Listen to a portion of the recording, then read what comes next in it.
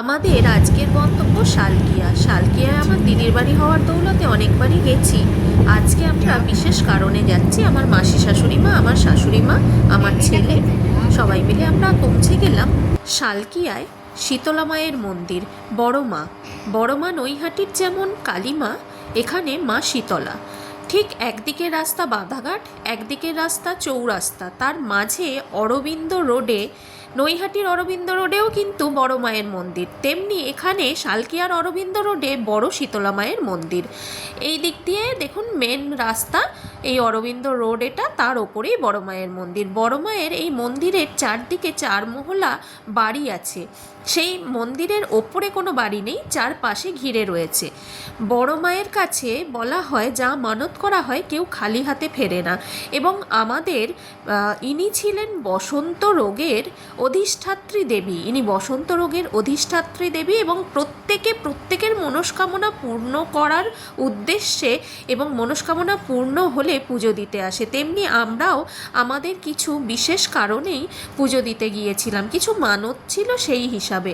এই বড় মায়ের মন্দিরে মাঘী পূর্ণিমার পূর্ণ লগ্নে পুজো হয়ে থাকে, স্নানযাত্রা হয়ে থাকে। এবং এই স্নানযাত্রা তখন এখান থেকে শুরু করে গোটা শালকিয়াতে মার যে বোনেরা রয়েছে, মেজো মা, ছোটো মা, সেজো মা, সবার কাছে বড় মা যান।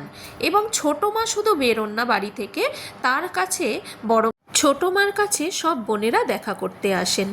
পুরো শালকিয়া শহর তখন মেতে ওঠে, সেজে ওঠে। দূর দূরান্ত থেকে ভক্তরা আসে। মার কাছে এলে কেউ খালি হাতে ফেরে না। এই পুজো বহু যুগ ধরে চলছে এবং এই দেবী পুকুর থেকে ভক্তদের কাছে স্বপ্নাদেশে উঠে এসেছিলেন। এখন যে বাড়িতে ইনি আছেন তাদের কাছে পুকুর থেকে স্বপ্নাদেশে তিনি উঠে এসেছিলেন। ঘট ছিল সাথে, আর দুইদিকে মার, একদিকে আছে বাবা পঞ্চানন, একদিকে মা মনসা, একদিকে জরাসন্ধ, পুত্র জরাসন্ধ।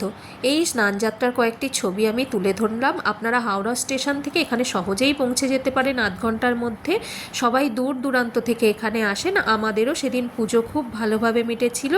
জয় বড় মার জয়। সবাই খুব ভালো থাকবেন। আর এখনও আমার চ্যানেল যাদের সাবস্ক্রাইব করা হয়নি, প্লিজ সাবস্ক্রাইব। প্রমূর্ত নিত্য নতুন ভিডিও নিয়ে আমি আপনাদের সামনে হাজির হব। নমস্কার।